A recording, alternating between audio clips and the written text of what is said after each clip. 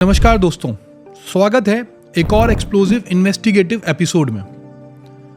आज हम एक ऐसे मुद्दे को एक्सप्लोर करने वाले हैं जो पॉलिटिक्स, फॉरेन फंडिंग और नोबेल प्राइज विनर्स तक जाता है। आज हम बात करेंगे गांधी फैमिली और मोहम्मद यूनिस के बीच के संबंध के बारे में। क्या राजीव गांधी फाउंडेशन को यूएस एड और जॉर्ज सोरोस की ओपन सोसाइटी फाउंडेशन से फंडिंग मिली है? क्या इस फंडिंग के पीछे कोई हिडन एजेंडा है? और क्या यह सिर्फ एक अफवाह है या सचमुच एक बड़ा स्कैम? ये सब सवालों के जवाब हम आज ढूंढने वाले हैं, तो बने रहिए एंड तक और सच्चाई समझने की कोशिश करिए। सबसे अहम सवाल, यूएस एड क्या है और ये किस तरीके की फंडिंग प्रोवाइड करते हैं? मोहम्मद यूनिस कौन है और उनका गांधी परिवार से क्या कनेक्शन है? क्या Rajiv Gandhi foundation foreign funding के जरिए किसी हिडन एजेंडे को फुलफिल कर रहा है?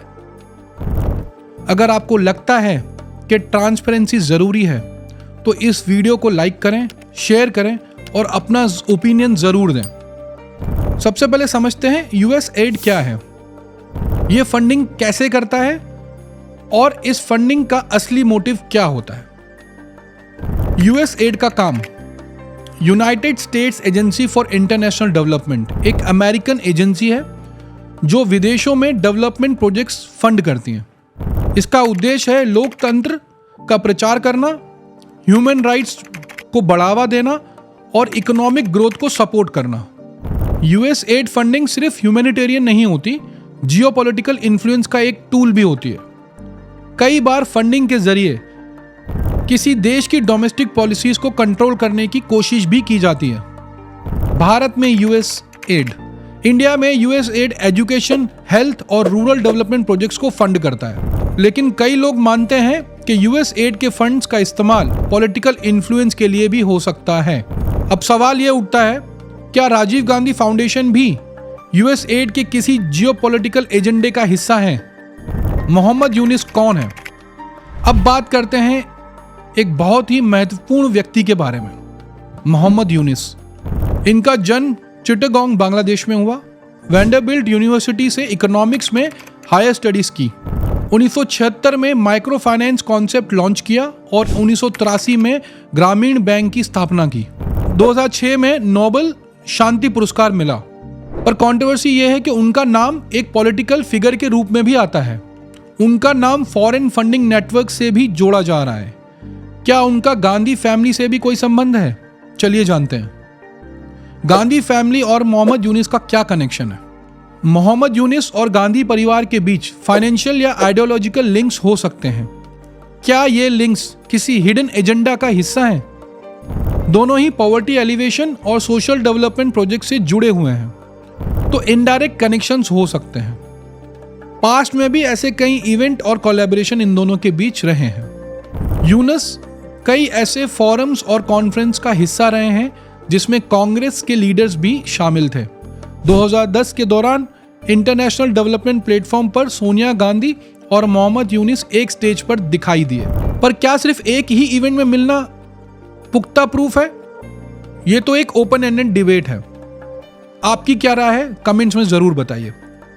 राजीव गांधी फाउंडेशन की फॉरेन फंडिंग का सच। सबसे ज्यादा चर्चा इस मुद्दे पर है, राजीव गांधी फाउंडेशन की फॉरेन फंडिंग। क्या इस फंडिंग का कोई हिडन एजेंडा है?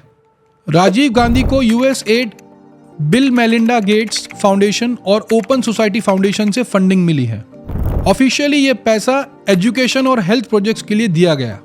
बीजेपी का कहना है कि यह पैसा पॉलिटिकल इन्फ्लुएंस के लिए यूज हो सकता है। कांग्रेस इसे डिनाई करती है और कहती है कि यह एक एनजीओ है जो लीगली काम करता है। तो यह फंडिंग डेवलपमेंट के लिए है या किसी पॉलिटिकल मोटिव का हिस्सा? Gandhi family foreign funding links पर क्लैरिटी दे।